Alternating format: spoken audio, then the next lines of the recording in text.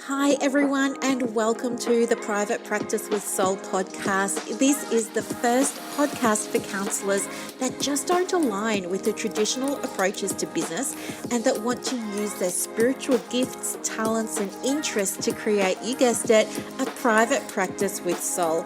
So, look, leave it to me to provide you with everything you need, including strategies that you can use to increase your income, reduce your workload, and of course, increase inquiries and referrals to your beautiful soul-led private practice. I love it so much. If you haven't done it already, grab your journal, grab your pen, and let's begin. Hello. It's me. It's Brooklyn. And I know this is totally random, but I was just in the mood to do an extra podcast, packed with value, hopefully, to support you in being able to create an additional referral pathway before Christmas, because, well, here's the thing. I know some people are having trouble getting the help that they need in terms of enrolling in programs and things like that because of money. So I was thinking to myself, how can I help these beautiful, amazing counselors and therapists and psychologists and social workers get a little bit of extra money in, so that come next year, if they want, they'll be in a better position financially to finally get the help that they want. So if that's you, stay with me because I'm going to walk you through a great strategy. You know me, I like to think I'm full of ideas.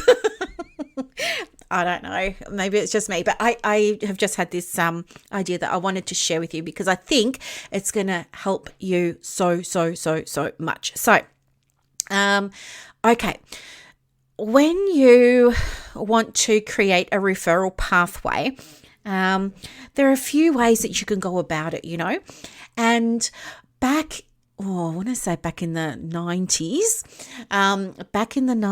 the way that you would create those relationships would be things like letterbox drops. Yeah, hands up if you ever did that. I've got my hand up. Letterbox drops, both residential and business. I used to run around to like the chemists in my area, the vet clinics in my area, and drop off all these leaflets about how awesome my practice was and how I could help everyone with all the things and how I was really cheap. Yeah, it didn't get me any referrals, but, cost me money. I don't think we even had office works back then. I think I just printed everything at the local newsagent, which is probably 20 cents a page. And then it was more if you wanted special paper, which back then was fluorescent. Hello. Oh my, how times have changed. Okay, so you don't need to do that anymore. The other thing that's really outdated is sending letters to referrers. Like, there's no need to send letters. I mean, in Australia Post are cutting back the amount of deliveries that they're going to be doing because so many people are now doing things online through email and Zoom and social and websites and all of that sort of stuff. So letters are absolutely being phased out. Faxes went out a long time ago, and it sounds like a long time ago, but I can actually remember it was 2016, I think it was, I was faxing GPs every single week because I was told that if you send a high value fax to the doctor's clinics, that will help you get referrals. Now, that was not a strategy that worked really well for me. And then once I started working in medical clinics, I saw why. It was because faxes don't get read. They go in people's inboxes and they get discarded because doctors just don't have time to read them. And a lot of time practice managers would just grab them off the fax machine, give them a scan, see it was promo stuff and essentially, and bin them. So oh gosh, I killed myself creating faxes one year. Like, I sat down for a whole weekend and I just smashed out like 52 fax newsletters, and then I scheduled them all in eFax, which is online. You can still use eFax actually. I didn't have any issues with the service, but I don't know, some people did, but my experience was really positive. I think I used to pay, well, again, it was a few years ago, but I think it was $6 a month for this online digital fax machine. And yeah, you think faxes are out of date. Well, a lot of doctors' clinics are still running on fax machines. Even now, though, a lot of them are moving to or have moved to privacy compliant stuff like Argus systems and things like that. But you can still send a fax to most of them. But anyway, if you have a look at like a beginner's marketing book, which you don't have to, I've done all this for you. But if you have a look at like, the first chapter on marketing for beginners, you will see that all those written things don't really work when it comes to creating relationships with potential referrers. And the key reason there is because there is no relationship when you write a letter. Okay. The quickest ways to get referrers on board is to actually sit down, have a conversation with them. That's the quickest way if you don't stuff it up. Like, there are ways that you can have that conversation, and please go back and listen to previous episodes on how to have those conversations with third-party referrers. Like, do not go there and just be me. We don't want you to, it's like, I don't know, the word narcissistic is coming to mind, but I think that's just because I'm trying to think of like, it's just not nice when somebody sits down and talks all about themselves. So when I said that, I just remembered we're in counselling and our clients talk about themselves, but that's not what I mean. What I mean is business to business. It's all about creating know, like, and trust. You're not going to do that with a letter. It's not going to happen with an email. It can happen online, but it takes time. It really takes time. And if you're not one for camera and getting your face out there and doing videos, it's going to take you a lot longer, because it's kind of like if you were on a dating app and you were just texting that person all the time versus if you had a few texts and then you went to Skype or you went to Zoom, and then you go on a date or something. It's totally different. Like, things are going to move more quickly for you if you get to see each other and hear each other's voices and all that sort of thing. And it's the same when we're creating a relationship with referrers. So this is what I want you to know. Written stuff should come last. The top things that are going to get you moving: a face-to-face conversation, either in person or online. And the next one down from that, of course, is going to be a phone conversation. But there are still people that are a bit scared about, setting up meetings. There are still people that are a bit scared to pick up the phone and ring their local doctor. And, I'm saying doctor because this is what's coming through at the moment. People are wanting to connect with doctors. Sorry, I just whacked my microphone because I'm flailing my hands around as I'm talking. And sorry, I'm out of breath because I'm so passionate about this. Okay, so if that's you and you really don't feel comfortable phoning anybody, you're getting really anxious and nervous, and you really don't feel comfortable yet or confident going and having those meetings, and the thing that you can manage though is correspondence, I can help you with that. But as I said, the caveat is it's absolutely not the preferred option. Okay, so I'm going to tell you what not to do, and then I'll walk you through what a better approach would be. So first off, and it doesn't matter if this is email or written, but we're just talking correspondence, okay? So the first thing that most counsellors do is they, address the letter, and they will say, "Dear doctor," for example, right? "Dear physio," "Dear vet," "Dear whoever." They're going to say that. They're not going to say the person's name because they don't know it, they haven't found it out, they haven't researched it, whatever. So they're just going to put something very general and vague as the greeting. That's a mistake. Next thing that they're going to do is they're going to talk about themselves. They're going to say, "Hi, my name is, and I do this, and I love this, and I love that.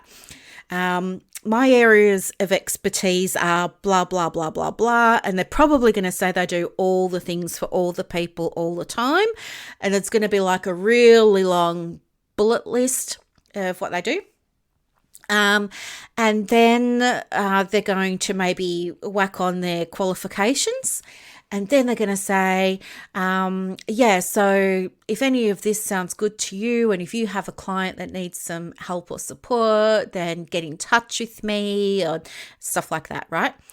Very, very, very, very, it's so, the word that comes to mind is vanilla, but that's not what I mean. Like, I feel like it's just so blah, right? It's like, I don't even want to read these letters when I see them. They're just so blah.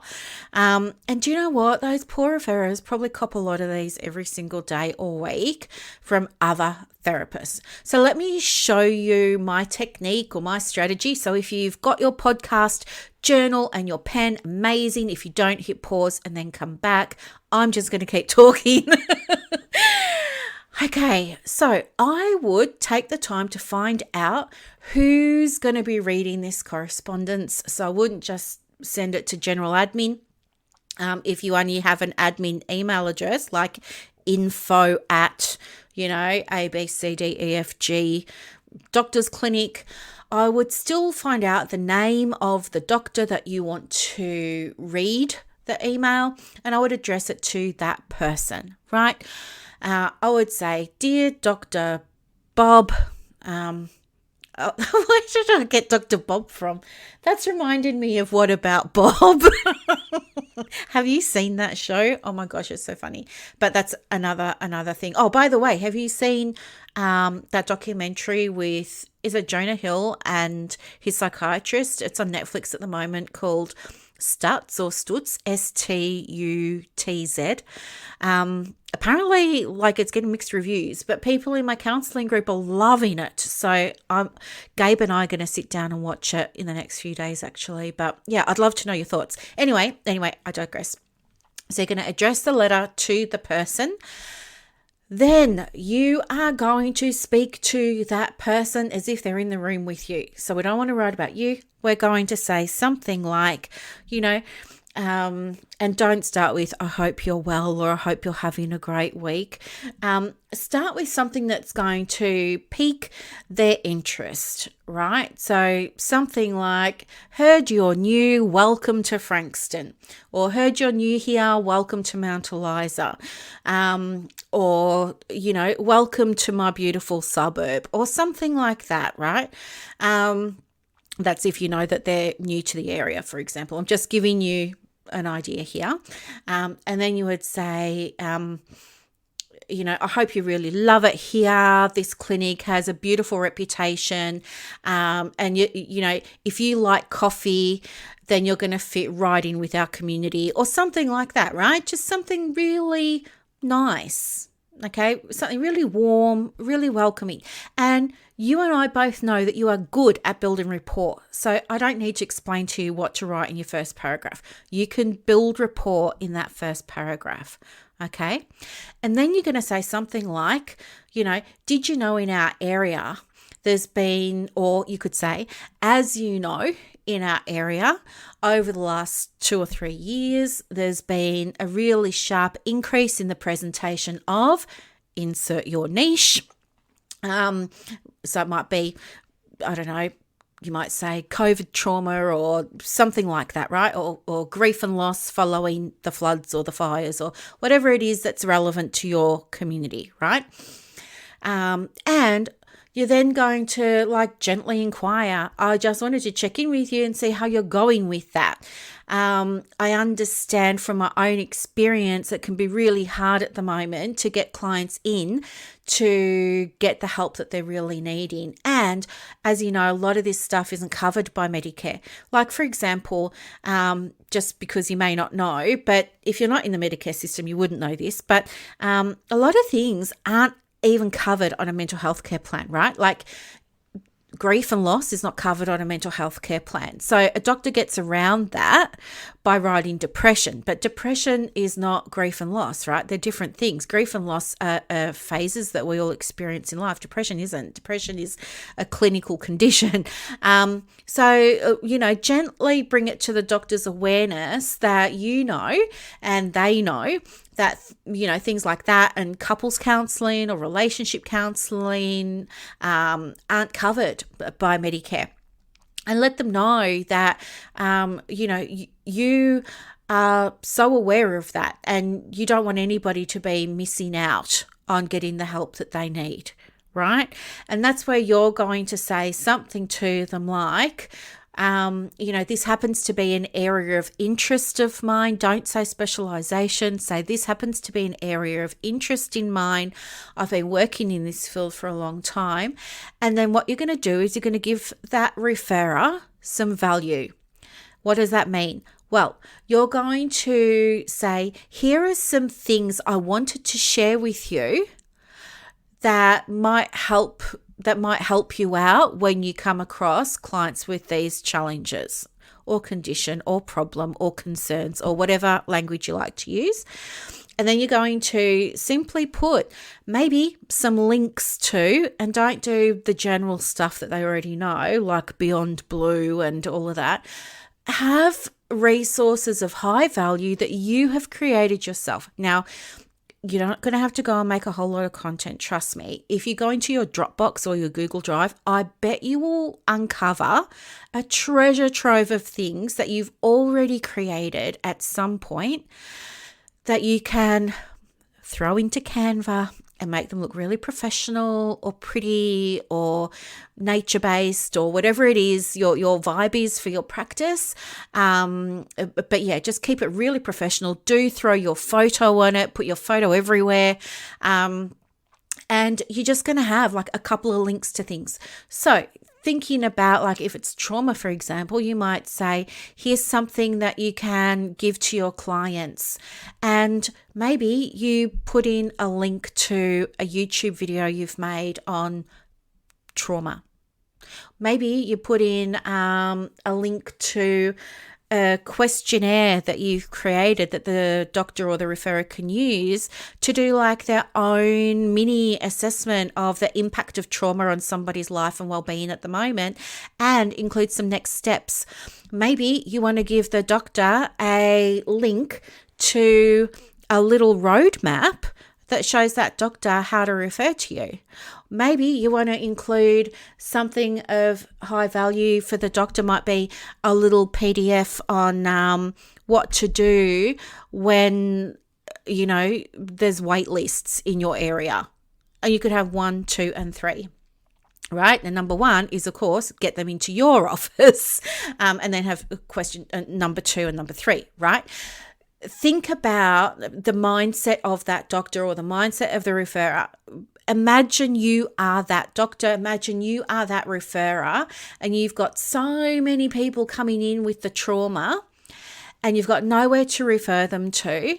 And somebody else comes in for their appointment and the first thing out of their mouth is that they've been exposed to trauma, and you feel that dread. You feel that dread in the pit of your stomach because you really want to help them. But you just can't. All that you've got in your bag of tricks, so to speak, is medication. And you don't even want to go down that path with this particular patient just yet. But what do? You're feeling helpless.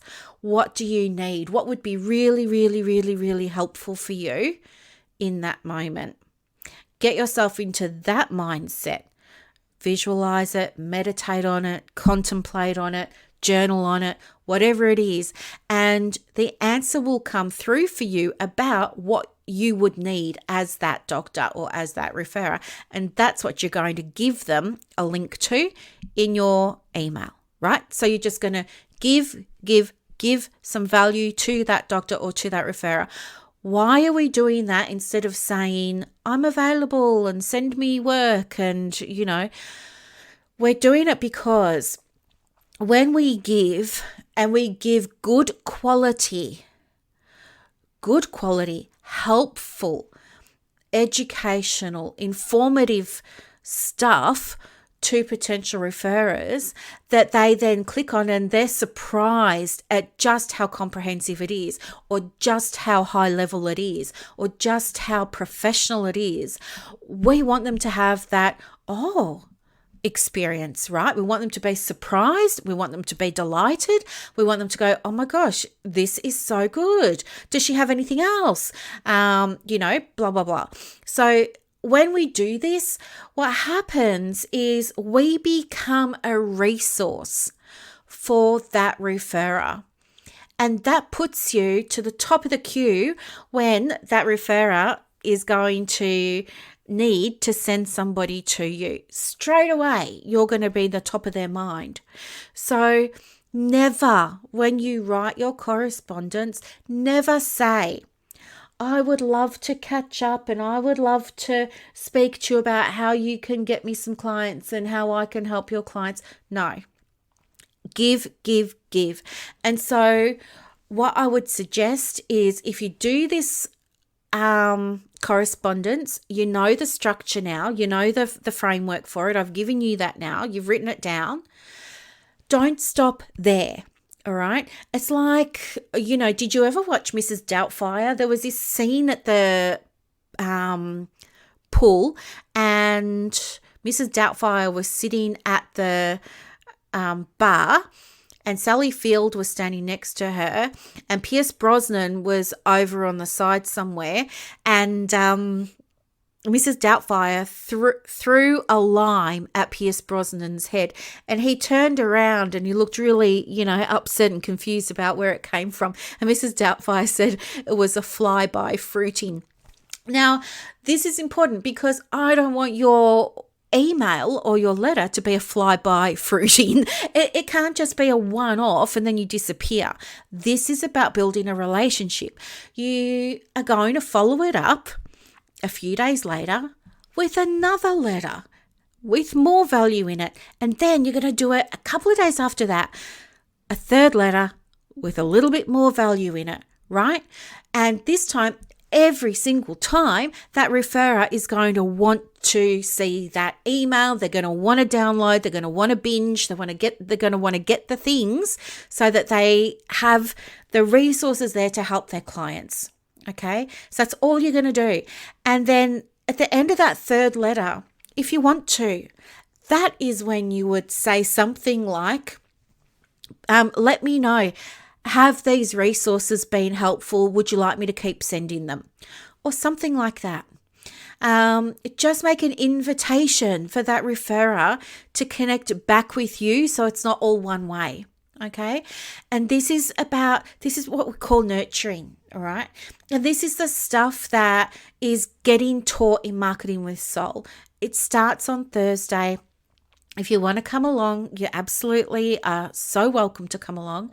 But it just goes to show that there's so much you may not know about marketing. And by you winging it with these letters, you're going to struggle because it's going to just be by sheer and utter fluke that somebody connects with you and wants to be a referrer the way that they're getting written now. And I've seen a number of them over the last few months, right?